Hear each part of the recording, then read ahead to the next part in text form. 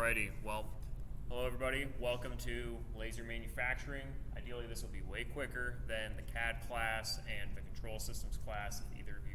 If any of you were at either of those classes, we'll try to be in and out of here within an hour-ish, depending on questions. And hopefully, my computer doesn't crash like last night. That killed the recording and went all weird, and that was great fun to deal with. But we'll talk about what laser manufacturing is, how to get started, how to prep your files for everything to be actually lasered out, and then we'll talk about laser safety, and then preparation, operation, and shutdown of the laser system. So if you don't know me already, I'm a grad student here at UAH studying aerospace systems engineering, and I did a bachelor's degree in mechanical engineering. One of the other things that I did before I came in this area was I used to be a laser technician for a couple of years, worked on a lot of different laser related projects for manufacturing. A lot of it was for weapon systems and aerospace tech, which is pretty cool. I also did a lot of design work for lasers and also a lot of maintenance. Luckily, the same exact model laser that we have in the machine shop here, I've taken those exact models apart and put them back together. I don't even know how many times. So I know that machine inside and out.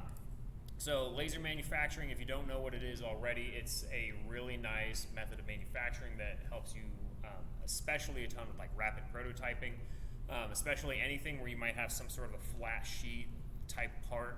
You can 3D print that if you really wanted, but that'll take a lot of time. That'll take hours and hours, and filament is a bit more expensive.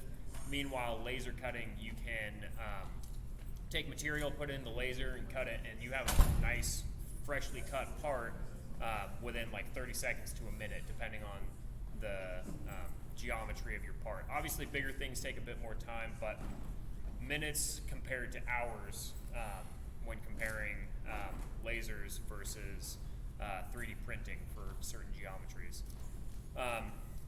They can also, let's see, they're way quicker.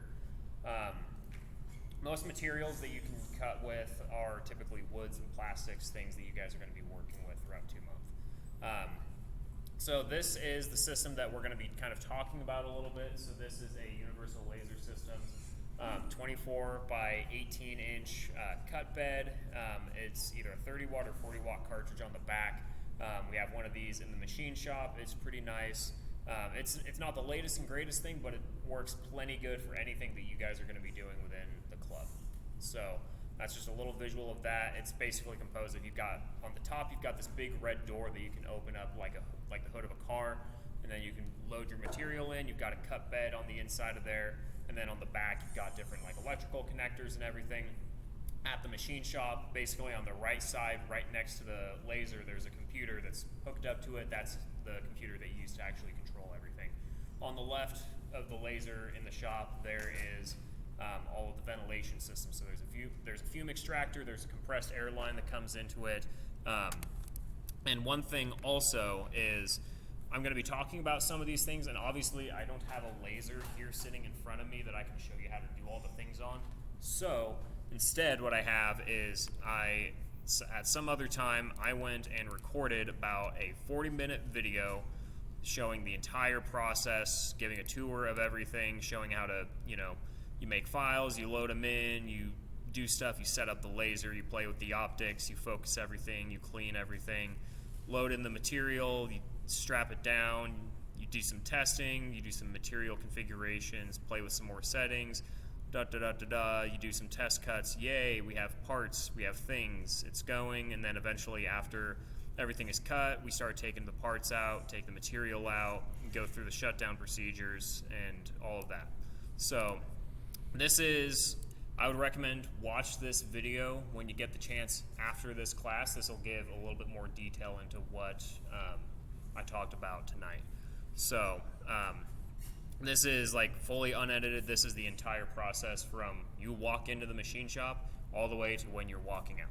So definitely check that out later. So getting started, obviously before you laser anything, you're going to need actual files to engrave.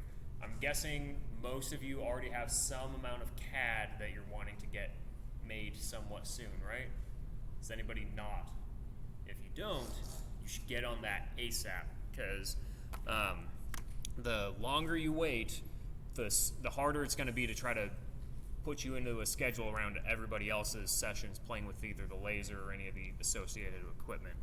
So those of you that have CAD and everything, if you were at the CAD class that I taught, at the very tail end of that, I talked about how to export some of your files to different formats to be used for different manufacturing stuff. So like exporting to an STL for 3D printing. You can do the same deal here. So if you have some 3D model within Inventor, or if you're using some other program, you can take your geometry from that and translate it into a file that the laser can read. What you're going to want to do is that you're going to want to have your designs in the format of what's called a .dxf file. So this is a very common file type that's used basically for any kind of two-dimensional vector graphics software. It's one of the first like CAD file types that like ever existed, like back in like the 80s and 90s, I think. So you can take things from an existing 3D model that you have and do some conversion to bring it across, or you can generate everything from scratch in some other program. I would recommend using AutoCAD if you're going to go that route, because it's very similar to Inventor, but more geared towards two-dimensional stuff. Also, it is free. Everything is cross-compatible with Inventor if you want. If you don't want something as bulky, then you can also use something like Inkscape. AutoCAD also, I will say, is there is Windows and Mac versions. So I know there were some people that had a Mac that they couldn't get Inventor on. You can get AutoCAD on a Mac though. There's also other programs you can do, so like Inkscape, Adobe Illustrator, or Photoshop, any of those, anything like that. So if you don't have AutoCAD, you can download at the exact same page that you got Inventor at. It's the same. You make a student account, you go in, there's a certain amount of programs that you can download. So check that out if you want that. So if you open up AutoCAD, and actually before we do stuff with AutoCAD, what I'll just give a brief refresher on how to make one of these DXFs from some example 3D file. So your file, typically it's going to look something like, for an individual part, it'll look like a flat object. Basically all of your interesting geometry, you should be able to see it by just looking at like one side. So in this case, I just have some dummy file that's just some rectangle with some holes cut into it. Nothing too crazy. Obviously your stuff would be a little bit more specific, intelligently designed, or whatever. This is just some dumb little model. If you wanted to take this and convert this into something that can then be processed within AutoCAD and then sent to the laser, what you're going to want to do is, so you're going to be in your part file, and you can see how you can select different faces and everything. What you're going to want to do is that you're going to want to select the face that has all your interesting geometry on it. Then you're going to right click on it. It's going to pull up this little pop-up, and then there's this little option right here called Export Face As. So I'm going to click on that. And what it's doing is that, actually, let me move this into another folder. I'm going to call this, yeah, I'm just going to write over the part from before. So it'll give you the option to do either a DXF or a .dwg. You're going to want to go with a .dxf. So I'm just going to hit save, and it's going to go over the file that I did last night, so it'll all be fine. So now you'll have a file called whatever thing.dxf.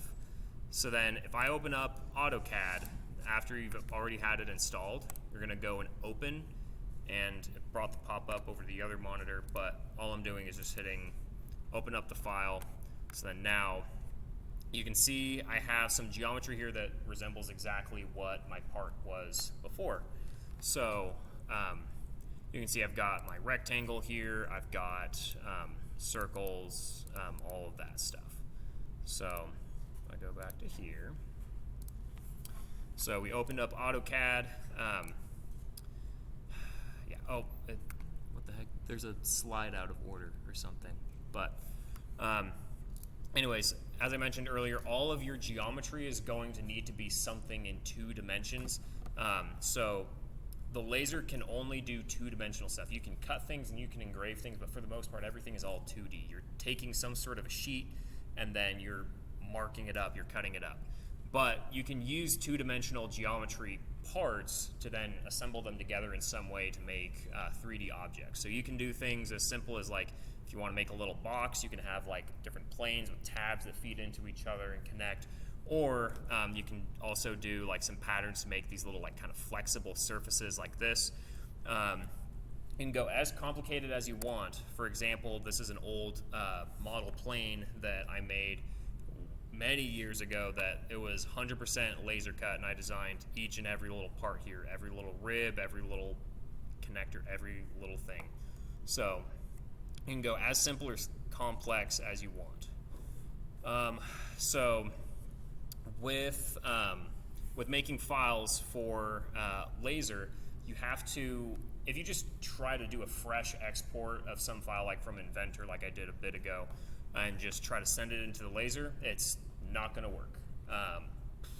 Pretty much, I would say about 3/4 of all of the times people approach me and are like, oh, my file doesn't work on the laser, can you please help me? It is because of this issue, because not everybody listens when I tell them, hey, you need to do some conversion stuff before you send it to the laser.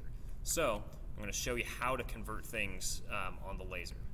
So if you have some parts in here that you have some line work that you've brought in from Inventor or whatever other program, you'll notice that, for example, this rectangle, it's showing, like if I try to select it, it's picking this up as a loop. And same deal with this rectangle, or if I had some other line work, it'll basically anywhere that it can make a loop, it'll recognize that as one object. Now the problem with the laser is that it will not recognize those looped objects. You need to break them down into their base components. So in this case, for this rectangle, we want to break this into a set of 4 lines rather than just this big loop. In AutoCAD, this is referred to as a polyline. This is basically a single line that is constructed of multiple other like elements, lines and arcs and everything. So what we want to do is we want to take any instance of a polyline and then convert that into just its basic components. So we have this rectangle here, we have this one here. A circle is about as simple as you can get right there, and same right there. So it is possible to go through and like, I've got some instructions, like if you're making your geometry from scratch within AutoCAD, you can do that. If you have done enough with Inventor already, with making sketches, all of the tools, they all operate the exact same way. They're mostly laid out in the same way. So it should be pretty intuitive to go through and make new geometry if you want, but let's see. Yeah, so here we've got some loop. What we're going to do is we're going to do an operation called exploding the geometry. So within Inventor and most other programs, you're probably used to, like, you have all these different tools up at the top, all of these different, tabs and ribbons and all these different options and things. One thing that's cool about AutoCAD that's kind of an artifact from when this was first developed, like several decades ago, when everything was a lot of like console commands and everything, the command line is still here. Also, if you want to just start typing in a command, if you don't have anything else selected, you can just start typing something. Well, that was just a load of crap, but like for example, if I wanted to make a line, I can just type in line, hit enter, and then now I can just start drawing lines, doing whatever I want. If I want to do a circle, you just start typing in things, whatever. If you play with AutoCAD enough, these tools, or the ability to do these different commands rather than going and hitting some drop down and going to all these different commands, can save you a bunch of time. So the command that we're going to do is called explode. And so what I'm going to do is I'm going to select all of my geometry, and then rather than going through and finding it in all of this mess, to be completely honest, I don't even know where the tool is on all of these options. I just know I can type it and it does the thing. So what I'm going to do is I'm literally just going to type the word explode, and it'll kind of fill it in. Then what I'm going to hit enter. So then now it says, let's see, 2 were not able to be exploded.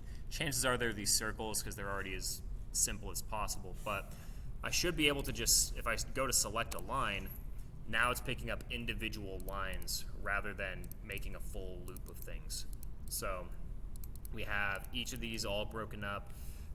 If you have some more complicated geometry and it says something couldn't be exploded and you still see it being selected as a loop, like for example, if you've got some weird spline, some fancy curve, this might happen if you're doing anything with airfoils, if you're laser cutting those.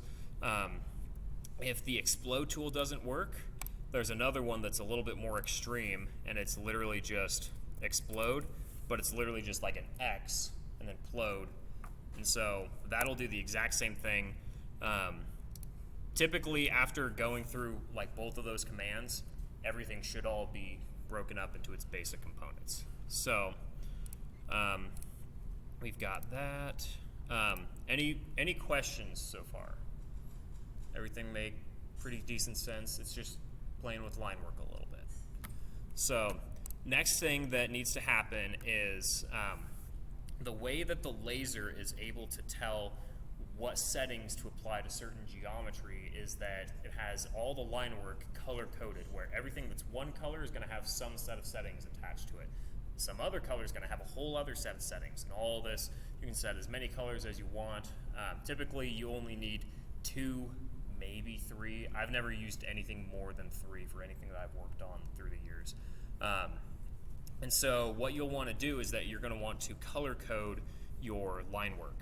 So typically, like industry standard is anytime you're doing stuff with this, anything that is going to be cut out, so the outlines of your part, any holes that are on it, things like that, you're going to want to use red line work. Anything that you're wanting to have be like a kind of a logo or like an outline of something, like something really simple, you can do blue. Anything that's a little bit more involved, something like if you're trying to laser engrave a photo of somebody on the top of some material, you're going to want to use white or black. And so the reason for those is that red is typically for cut, blue and white/black are for engrave. And if you see these words right here, vector and raster, does anybody have any idea what those are for? All right, so I see no hands, but so vector, basically what that means is when the laser is operating, there's basically a head that moves around and has the whole magic beam of death firing out the bottom going into the material.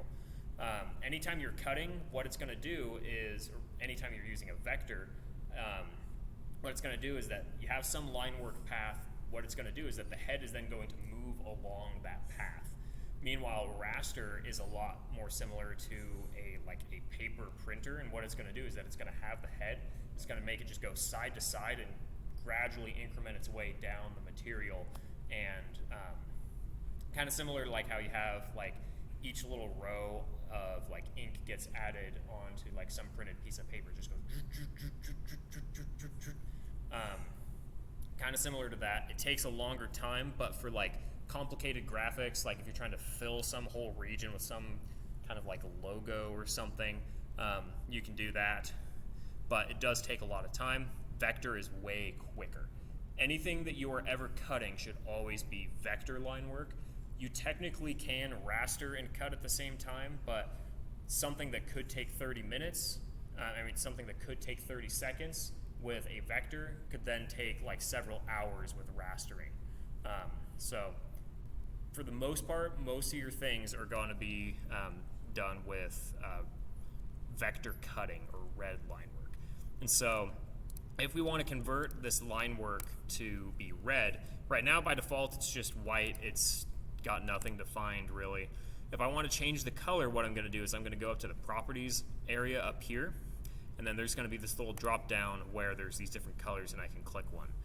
One thing that's kind of finicky with the laser that we have is that the way that the colors are stored in the file itself, the laser prefers to have things where, for example, the RGB code for like just the color red is like 25500. That is like 100% red. The laser won't always recognize that. It likes to find lines where the color is literally defined as the word red. Even though like 255.00, or if you do that in CYK or whatever, or CYMK, whatever, like even though like physically they are the same color, in software they're organized differently. And so that can also trip some people up. So one thing that's cool that AutoCAD has is that when you do a fresh install, most of those colors are already here by default. So like I can pick different colors here. If I go to more colors, I can do whatever thing. I can go type in RGB values, whatever. I can do whatever I want, but it has a set down here called index colors, where it's literally just the word red or the word yellow or whatever other colors I want to use. So here I'm going to click red. So now I have red line work. Next thing. So yeah, there's an explanation for vector versus raster. Another thing that you're going to want to make sure is set up right is the line thickness. Typically by default, if you're bringing things in from Inventor, your line work is going to be like infinitely thin, zero thickness. For anything that is a vector, that is good. That's what you want. For anything that you're doing rastering, typically you might also want to increase the width a little bit, so it'll pick up the lines a little bit better. By default, you're going to want to have everything be as in AutoCAD it's referred to as like by layer, or sometimes you'll have like default.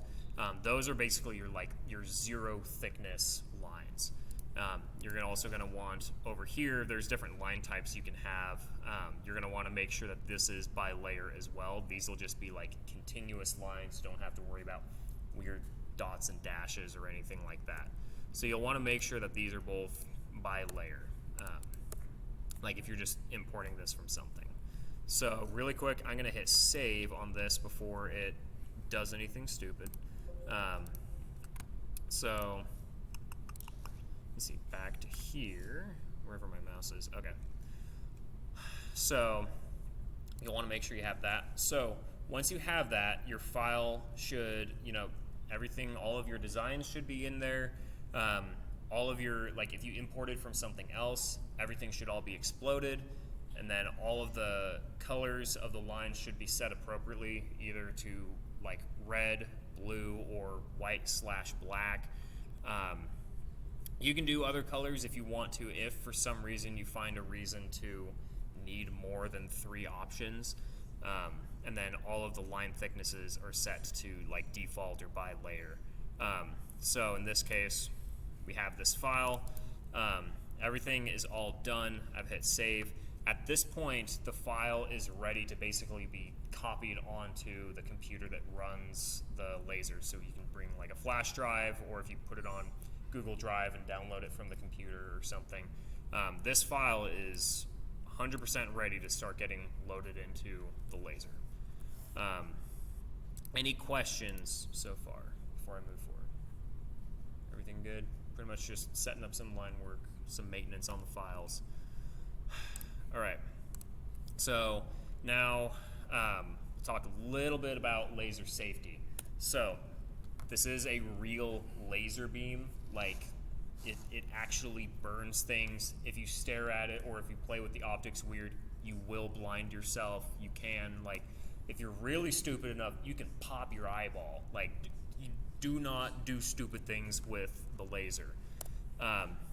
So the only time that, so that picture that I showed a little bit earlier, how it has that hood, on that hood, that little door, there's a window on it that you can kind of look in and see everything, but there's actually a clear film on the inside that what it does is that it actually blocks out like non-visible radiation that gets emitted from the beam. If you have that open while the laser is running and you look at it, say goodbye to eyesight. So the only time that that door should ever be open is when you're like loading material in, you're focusing the optics and stuff. Any other time, just keep it closed. Also, like when that hood is down and the window is, visible, you can still see things into it, but it's still going to be really, really bright. It's like staring at the sun. Like, don't just stare at it for 20 minutes. Like, you'll get a little blue spot in your vision for a while. It is really, really bright. Also, make sure that ventilation is running for all the systems anytime the laser is on. I'll talk a little bit about why that's a thing later. Basically has to keep all the optics clean. Also, only use approved materials in the laser. For the most part, that you guys are going to be dealing with, you're going to have like wood or wood composites or plastic, things like that. Some other materials, they can either generate like noxious fumes that'll kill you, or sometimes, depending on how they're made, they can actually like burst into flame, and that's not good. Let's see. Also, never be in the shop alone. Has anybody here not been to the machine shop already? All right, just a few people. So when you guys end up going there for the first time, you'll meet a guy named John. He's the supervisor for the machine shop. He has a whole like spiel on shop safety and everything. Listen to him. He knows what he's talking about. Don't be in there alone. Be safe and everything. He has a whole lab safety document that he'll probably have you read through. And general rule of thumb, if you have questions about something, if you don't know what you're doing, immediately stop whatever you're doing and ask somebody, because with some of this stuff, pretty much any shop equipment period, you can very quickly damage things, and it'll be either really expensive, really painful, or both. So we want nice, cool projects. We don't want missing fingers or empty eye sockets or anything like that. Let's see. So some of the materials that are okay, so most woods and wood composites are fine. Plywood, good plywood is fine. Some cheap plywood, how it's got layers of wood with some sort of epoxy or resin, something kind of binding everything together.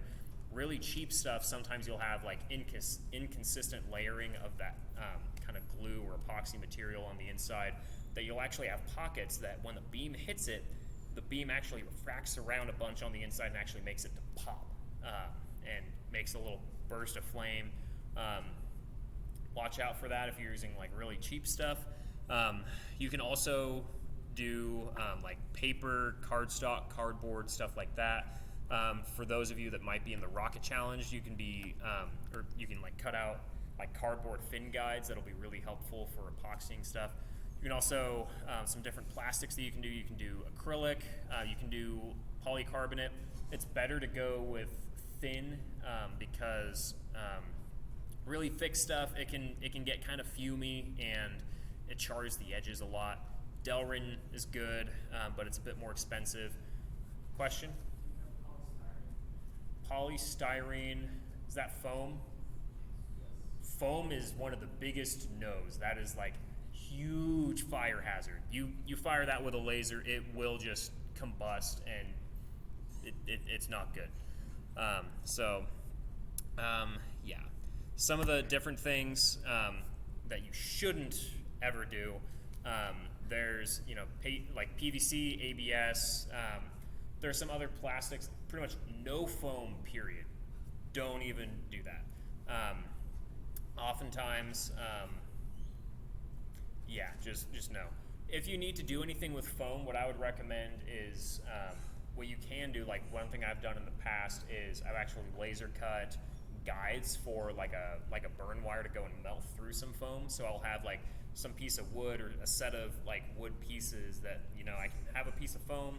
I kind of glue two stencil things on the sides, and then that rigid edge on a piece of wood or something, I can then just trace a wire through it, and I can get some nice fancy contour. You can do stuff like that. So yeah, they're also at the laser, at the laser desk, there's a binder that's always there that has a user manual for the laser, and one of the first pages it has is do not cut this whole big list of materials. This is just some of them. There's even more in that page, and it gives all the explanations where it's like, alrighty, do you want to just like suffocate and die? Do this material. Do you want to do other stupid things that catches on fire? Do that. So yeah, just be careful. Also, one thing that I know might sound tempting is like, if you just come across some sheet of material and you don't really know what it is, do not just assume it's something and then throw it in the laser and try to cut it. Make sure that you can guarantee what the material is first. If you don't know what it is, if you can't guarantee it, you should not put it in the laser. Just don't. I know it might sound tempting, but seriously, just don't. All right, then laser preparation. So I'll talk about things, and this is just a picture of the laser again, and that video that has the whole walkthrough and everything. So I'll talk about some of the things that you need to keep in mind when this is going on, like when you're operating the laser, but there's more details in the video, so make sure to watch that at some point beforehand. Come on. All right, so ventilation, that's pretty much one of the first things you do once you're setting up the laser. You want to make sure that there is airflow coming in and then airflow going out. The reason for this is to keep all of the optics clean. So how this is set up is there is a compressed air line that comes into the laser. Behind the laser and to the left a little bit on the corner of the cage, it's kind of hard to tell in this picture, but it's in the video. There's a little valve right here that you turn it, and then it will allow compressed air to basically come into the system. And what it actually has is that it has a whole bunch of areas that all of the optics, any of the mirrors and lenses and things, it's basically blasting compressed air at the lenses to make sure that like no smoke or gunk ends up on the optics. And then basically right next to the laser, there's this big fume extractor. It says like the word BOFA on it. Anytime you see it, or anytime that like me and my friends have seen it, we see BOFA, and immediately the first thing that comes to our head is both of these nuts. So yeah, but you'll want to make sure that you turn the thing on. All you have to do is there's a little button that it's red. You push it, it turns green, the thing turns on. You don't need to change any of the settings. You don't need to push any other buttons. You just turn it on, and then once you can verify that you have air coming in and air coming out, you should be good. And in the video, it talks a little bit about how late you can check that. So there's some areas that you can kind of put your hand in. If you feel a draft in certain areas, you have good airflow. So anytime the laser is being used, you need ventilation, or else things can get bad. So after you have the ventilation system on and the laser is on, then you can start putting your material into the laser. So typically any material that you're going to have, it's going to be between like 1/16, 1/8 of an inch, 1/4 inch is like the absolute like upper limit depending on what material it is that you're working with. So you're going to put it down on this kind of honeycomb surface that's right here. So you'll put it down, you'll kind of want to put it in a corner or something, and then you can use like some masking tape or painter's tape to kind of put it down and make sure it doesn't want to shift side to side at all. Like especially like balsa wood or some really light materials, the draft, once you close the hood, it can be enough to kind of shift the material while it's being lasered out, which is not good if you actually care about the shape of your parts. So general good practice, like any machining anything, you should have whatever your stock material is, gripped down in place, all fixed up. Here you can just use tape instead of needing to use any like fancy like a vise or any kind of clamps or anything like that. Also, if the material is warped at all, you can use the tape to help kind of bend it down. So once you have the material in, then you're going to want to start focusing your optics. And this is shown a lot better in the video. It's hard to show with just one picture, but there's this little tool that I talk about in the video. This little thing right here, it's got a little black base and then a kind of a white tower piece that comes out of the top. So on that, there is basically a little notch at the top part of that little white cylindrical area. And what you want to do is you want to take that focusing tool, and that black part, you're going to put it flat on the top surface of your material. You're going to put it up, basically up on the front plate of the head. So this right here is the actual head. This is where the magic beam of death fires out. So there's this little plate right here. You've got kind of 3 screws on it that's holding it in with the head, and you're going to want to basically you're going to want to move the bed up and down enough to the point where there's that little notch in the top of the focusing tool go right up flush with the bottom edge of that front plate of the head. I know it might sound abstract right now, but watch the video that shows all the different angles, what the thing looks like. So that focusing tool, do not lose it. It can be very tempting to be like, all right, so I have the thing, and then you put it on a table and then forget about it. Like, no, do not lose that focusing tool. I will murder you if you do it. So basically the only time that the focusing tool should not be in its dedicated place, inside the laser, like when you open up the hood, there's basically a little kind of side platform thing that this thing sits on.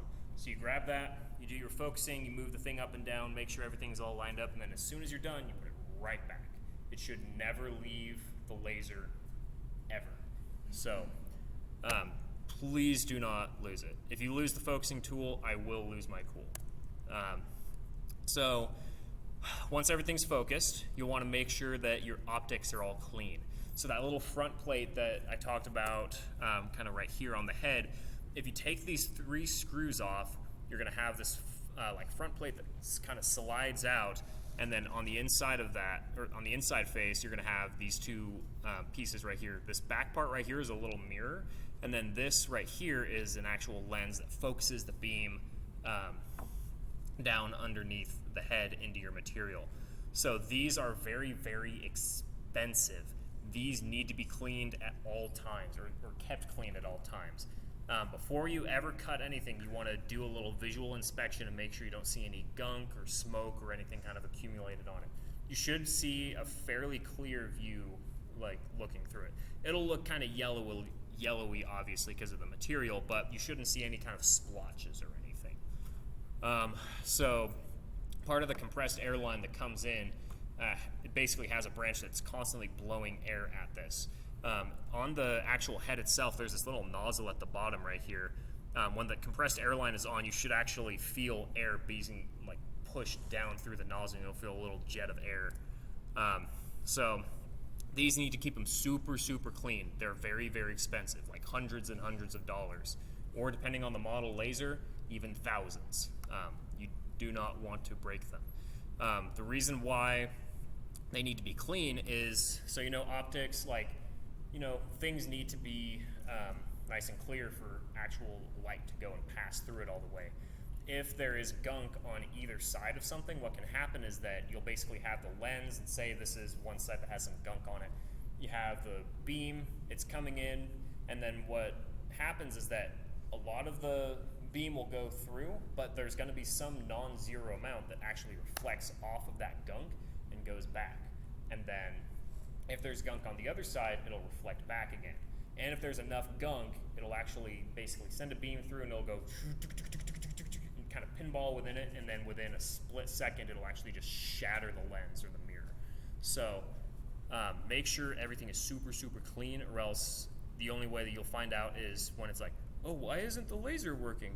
Oh, there's really expensive glass falling out of this. Cool. So make sure that doesn't happen. If it does look kind of gunky or grimy or dirty, there's some cleaning supplies in the desk in one of the drawers. If you have any questions about cleaning it, ask John and he'll show you how.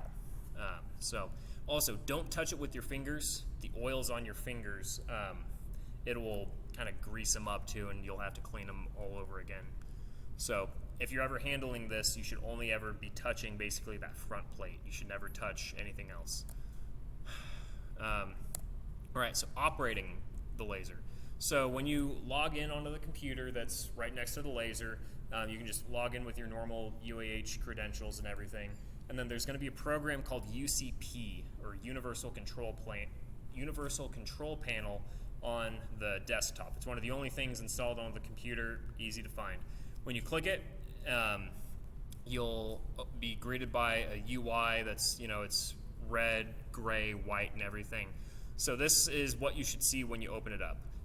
It'll open up basically whatever the most recent file it was that the laser was being used for before.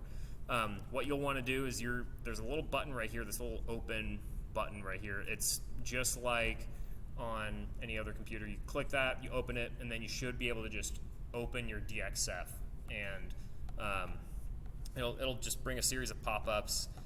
There's a little option where it's like, all right, make sure you have your right units selected. You can do like inches, millimeters. You can even do like some custom units if you want, but typically you're with either inches or millimeters or something. And so take that. There will also probably be an option to let you pick an example material to do basically some reference settings for to start with. So if you're using some type of wood, it might give you an option where it's like, hey, check out this materials database, and you can look through and see, all right, here's such and such type of wood that we might want to try. I'll talk a little bit about settings though later. So you should be able to open up everything. It might recommend some settings for you, and then once you get through all of the dialog boxes, you should see your artwork pulled up here. If there's anything wrong, there's probably something wrong with how you converted something. Make sure you go back to like AutoCAD or whatever program you use to prep the DXF file, and make sure everything is all converted and done properly. So with this little user interface right here, there's this little button right down here called Settings. And once you have some file open and everything, you can hit Settings, and this is where you can actually start modifying the different settings that are assigned to each color. So for example, red right here, you'll basically want to click whatever row of color you want to play with, and then you can go and change a bunch of these different parameters all throughout here. There's also this little tab up here called Materials Database that what you can do is you can click that, and then you can go through list of example materials, and that can help you get an idea of what settings to start with. And then you'll load some stuff in, and then you'll go to manual control, and then you can kind of tweak things up and down if you want. So you'll want to click one of these rows, and then it'll open up these sliders right here to where you can move things up and down, or you can type them in the type values in each of the boxes down here. You can click some little drop downs right here. And so just going from left to right, and it might seem kind of small like looking at this image, but all of the different options you want to worry about are listed right here. So first, what you're going to want to do is you're going to want to pick a little drop down. It'll basically be this mode thing right here. You're going to pick either vector, raster, or skip. For the most part, if you're just doing red cutting, you'll just pick vector, and that's it. Power, so this is basically what your beam intensity is. On the laser, or on the control panel software, unfortunately it doesn't give it to you in some sort of a unit, it just gives it to you in 0 to 100%. The reason why is because this software is made to operate a whole variety of different lasers that are all at different power levels and different fancy specs and everything. So to keep things safe, they just have everything as a percentage, which kind of sucks, but it's not the end of the world. So power, in this case, it's going to be 0 to 100% of, it's either 30 or 40 watts for this laser. Typically, for anything that you're doing cutting, you're going to want to have it be just max power. You're trying to get all the way through the material, and then you can change some of the other settings for different things. So speed, this is how fast the head moves. So this is, you've got that head that has the beam coming down into the material. You can have things either move really kind of fast all around it, or you can go nice and slow. Typically, for anything where you're cutting, you're going to go fairly slow. For things where you're like engraving some outline or something, not cutting all the way through the material, you're going to go a little bit faster so it doesn't cook the material all the way through. Again, that one is given in terms of like 0 to 100% instead of like inches per second, millimeters per second, or something like that. And then this little thing, so PPI, this is one of the few things that does give you that is actual units. So this is pulses per inch. So the beam, when this is operating, it's not just a continuous beam that's just raw dogging its way through all the material and everything. It's actually going on and off really, really quickly. Kind of similar to PWM a little bit. Basically what it's doing is that it's basically like perforating through the material. And so for like 1 inch of length, you can set like all right, if I have 100 PPI, what it's going to actually do is that it's going to discretize that 1 inch length and input 100 little punches with the laser through the material. For some lower density materials like really light balsa wood, you can do lower PPI. For a lot denser materials, like if you're doing some like hard wood, like oak or something, then you'll want kind of a higher PPI. It's kind of similar to, different saw blades have different sizes and numbers of teeth on each cutting wheel. It's kind of similar to that. And then Z-axis, that one is pretty self-explanatory. That's basically the thickness of the material. It has to do, you want to put that in so that it helps the laser properly modulate the beam a little bit before it goes through all the optics down into your material after everything is focused. I won't go into the whole sciencey explanation for it, but just put in the thickness of your material there. So all of those, you'll want to hit everything here. Once you have some settings that you like, you'll hit this button right here. It'll say set right here when it's actually pulled up for a color. You'll want to hit set and hit OK, and then you'll be brought to a window that looks like this. Any questions so far before I move forward? All right, so when you are here in this main window again, after you've set some settings, you'll see some buttons on the right side that look like this. So this button right here, or so some of these buttons, they'll light up once the laser is like actually running. So this one right here, it'll be just a big green play button. This is like to start a job. And then there's the pause button also. There's also a power button right here that turns the laser on or off, like the whole entire system. And then there's these 6 buttons right here, which are for like XYZ movement. So you can move the head in like X and Y, kind of moving it forward, back, left, and right around the whole print bed. And then you've got your Z-axis buttons to move the whole like cut bed up and down that your material is set on. After you're focused and everything, you should never have to touch these buttons, like after everything's all focused and your material is in. And then there's this set of buttons right here. You've got home XY and home Z. You shouldn't have to do those buttons too much. These 5 buttons right here, you're going to use these the most out of all of these. So this one on the left, I know the arrows are kind of really tied up on each other, but everything from here top down is just these buttons left to right. So this first one right here, this is going to be your zoom option. So you click that, that lets you just zoom in and out of your view. Pretty easy. This second button right here, this is your relocate head button. And so what you can do with that is that when that button is selected, if you're in this view right here, you can kind of see there's this little outline right here. This is the absolute boundaries of the cutting table. So what you can do is you'll hit that little relocate head button, and then what it'll do, it'll pull up a little graphic of like a little like a blue circle with an X in it, and you can click a certain spot on here and it'll actually move the head to that specific location. So for example, if I wanted to move the head over to this top left corner, I could just move I can just move the head by clicking a point up here, and it'll just go move over to the side and then do that. This can be really helpful to make sure that, like, if you have some artwork here, so for example, say I wanted to do like a perimeter check around just one of these parts if this wasn't a grid. What I could do is I can basically move the head around certain points, like the corners of this part, and make sure that the material is there. I'm not too close to the edge or something in case I need to move my artwork or move the physical material around a little bit. So that's what that relocate head button is for. And then there's relocate line work. That basically what that lets you do is that lets you move the artwork around within your cutting table area. And one thing that's also nice is that it's shown more in the video, but when you're relocating stuff, it actually has these little anchor points at basically the center, the corners, and the middle of the edges of all of your line work.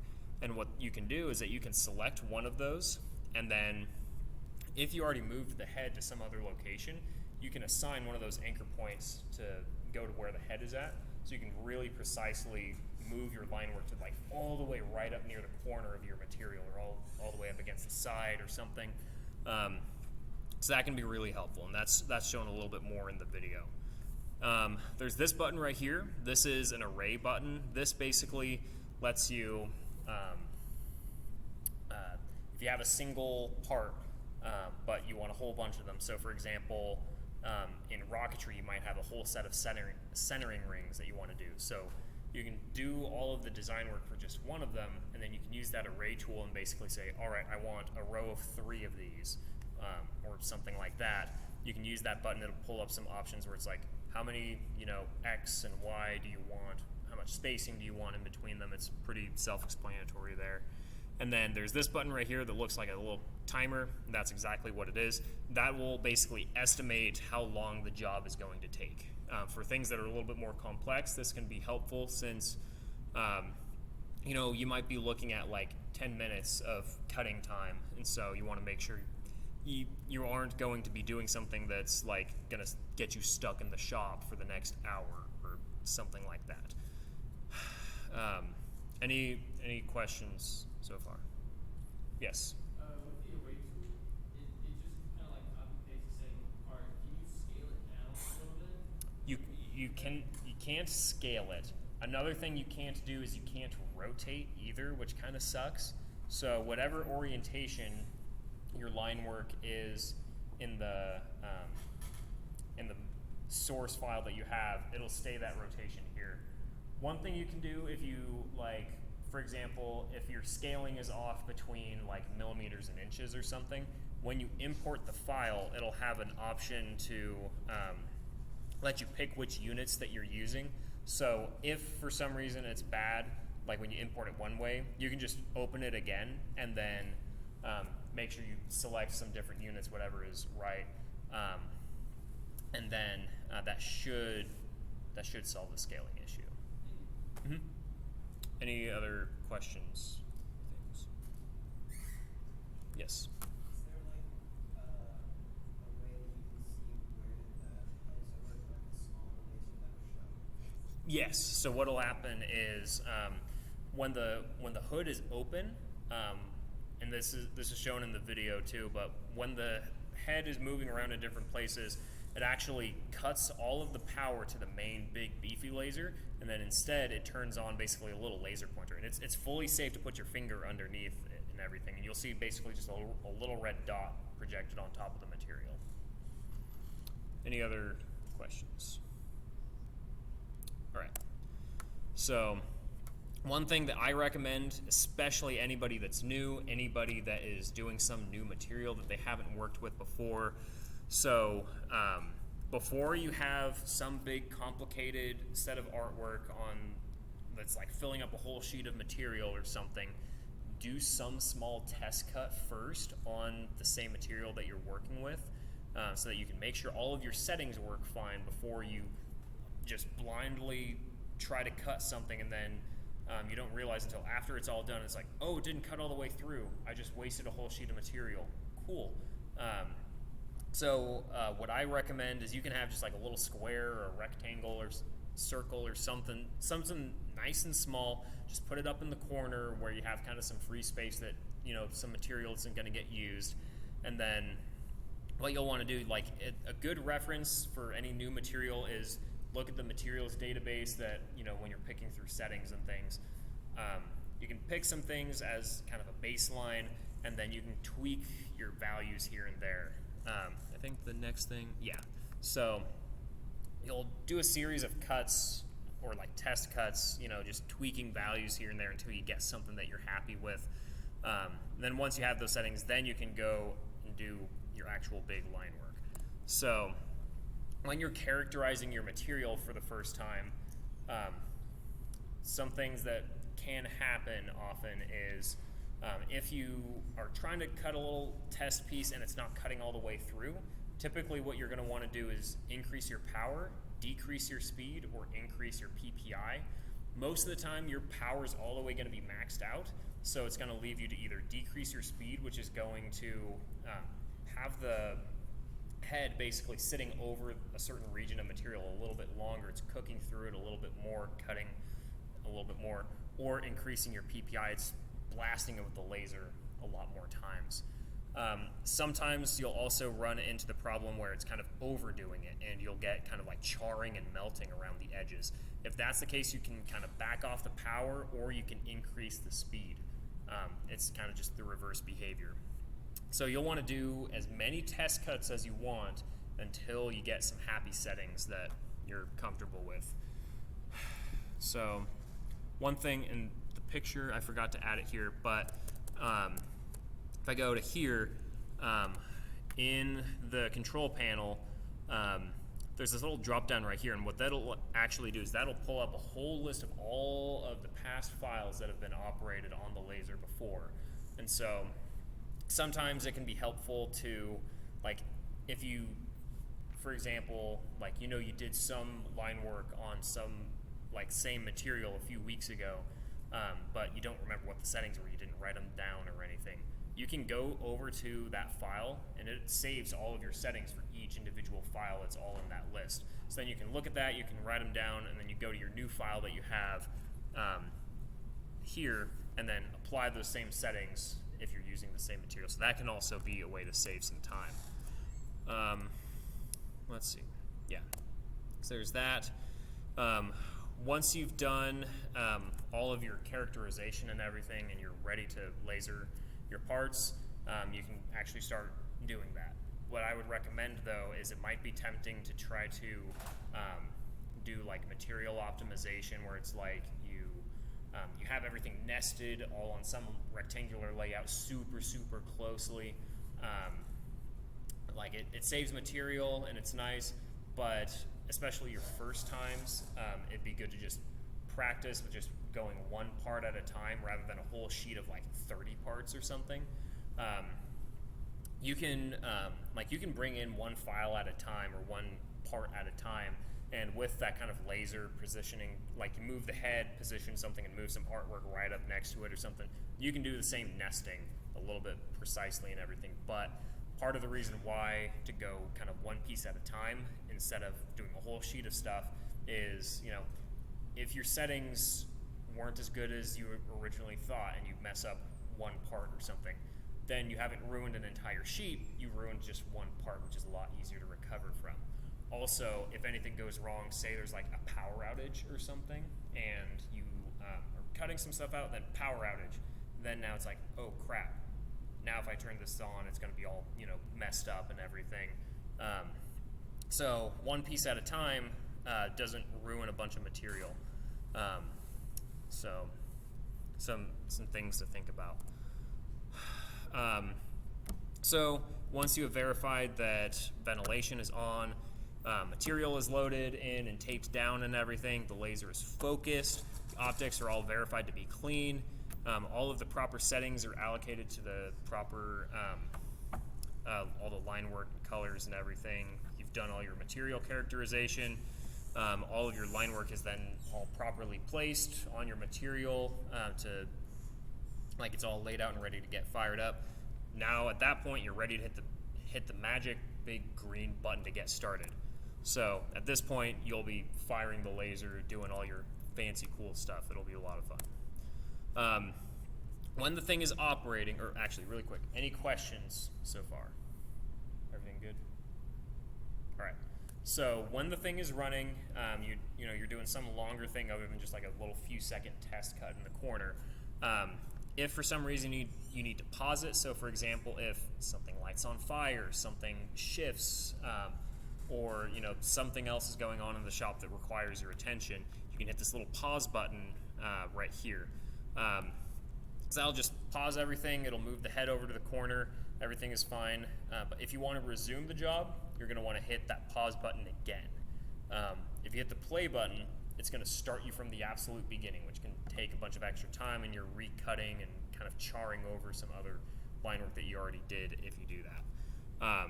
It's kind of a user interface, you know, problem that has never been solved.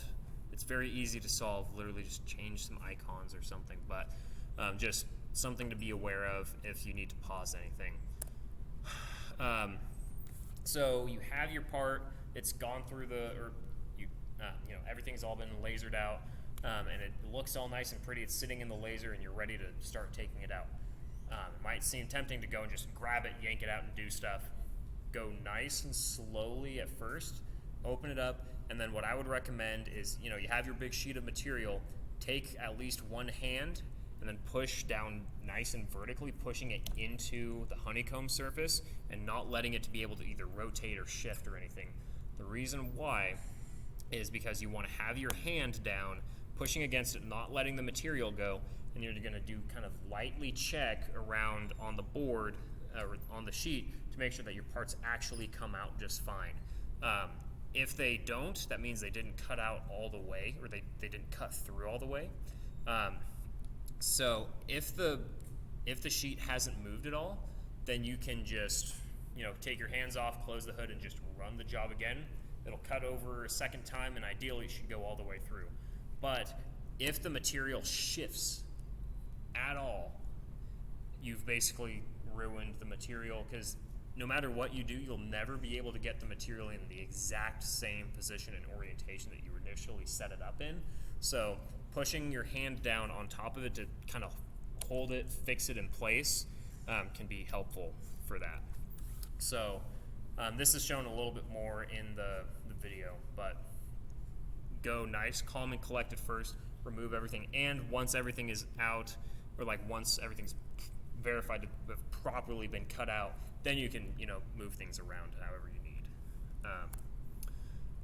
Once everything is done, you've gone through, you've got your material, you put it in, lasered it out, taken material out, and repeated that process however many times you need for each sheet of material you've got, and you're ready to start shutting it down.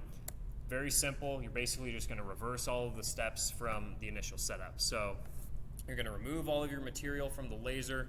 You're going to shut down the laser with just the power button that's just right on the front, and then you're going to start shutting down all the ventilation systems. So just hitting the button on the fume extractor to just power it off, closing the valve for the compressed air line. Then you'll just shut down the computer and clean the surrounding area.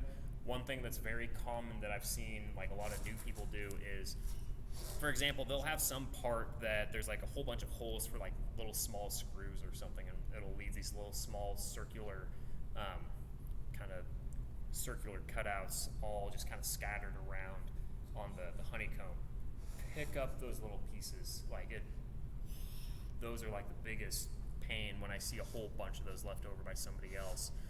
So just kind of run your hand over the top of the honeycomb. Make sure anything that you can feel that's still kind of sticking up, just grab that little piece, put it in your hand, throw it out. Also, one thing that I've seen happen is, you're using this masking tape to go, you get a little strip, you stick it down to hold the material down. You can do that. You're pulling a bunch of tape.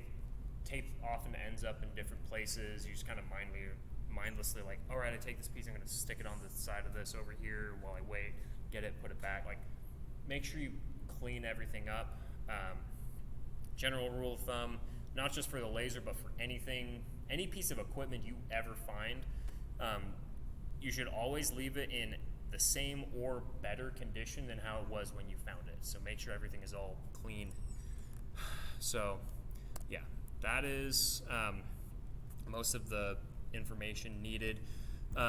So when you are going and actually getting ready to laser the stuff out, what you're going to have to do is, obviously you are not going to go to the machine shop alone, just kind of blindly going in and trying to cut this stuff. At least the first time, and probably a few more times after that, you're going to go in with a mentor. Either that's myself or kind of your team designated mentor or challenge lead or something. There's a handful of people running 2 Month that know how to use the laser. If your immediate team supervisor or mentor doesn't know, chances are they know somebody else within the group that does. So before any of us even work about scheduling a session with you in the machine shop to do all of this, what I want you guys to do is you guys need to be able to kind of present your designs to us, show us that you actually know what you're doing, everything is designed properly, your files have been converted right, all of the line work is all exploded, the right color, thickness, all of that. And then also want to make sure that you actually know the process for setting up the laser, material characterization, running the main thing, and shutting it down. So I want to make sure you have that process nailed down in your head. Like you can memorize it, or you can take notes or something. Like don't just pull up these slides and just read them word for word in front of the mentor or something. And there is also some things within the video that like not every single detail about all of this is in these slides. There's more in the video. So watch through all of that. Once you have kind of shown us that you actually know what you're talking about and are prepared and ready to operate the laser and everything, then we'll work out scheduling. We'll get you guys in the shop and get you guys going. It is a bit of an involved process, but once you do it a few times, it's pretty easy. It's not too bad. It's kind of like learning how to 3D print for the first time. Like it might seem like a lot where it's like, oh, I'm having to go through all these like slicer settings and calibrating the thing. After you do it a few times, it's just second nature. It's not too complicated. It's not rocket science. So let's see. There's that. Yeah, make sure you know everything before you try to schedule anything. Any questions at all on any of this stuff? Everything good? Everybody ready to start lasering some stuff in the next few weeks, hopefully? Awesome. One thing I will say, so basically John and myself are the two main laser people at the university. I would love to help as much as I can. I will be here, at least in town, for the remainder of this week, but I will be going on a work trip to Azerbaijan starting next week for a couple of weeks. Recent events may cancel that. The government is sending me over there, and they might pull me out instead, and I might be here, but there's a good chance that I will be out of town for a couple of weeks, and then that's going to be immediately followed by another trip in Texas. So I might be out of town for a little bit. So if you have anything ready and if you're wanting me to help you, get it as soon as possible. Hopefully something during this week would be the best if you want me to be able to guarantee being able to help you. Otherwise, you'll have to go through some of the other mentors. Like I'll be around a little bit right before flight day, but ideally you shouldn't be laser cutting anything during like the day or two before flight day, because everything should be built by that point. So yeah. All right, y'all ready to head out? All right, sounds good. Thank you guys for coming. Thanks. 100%.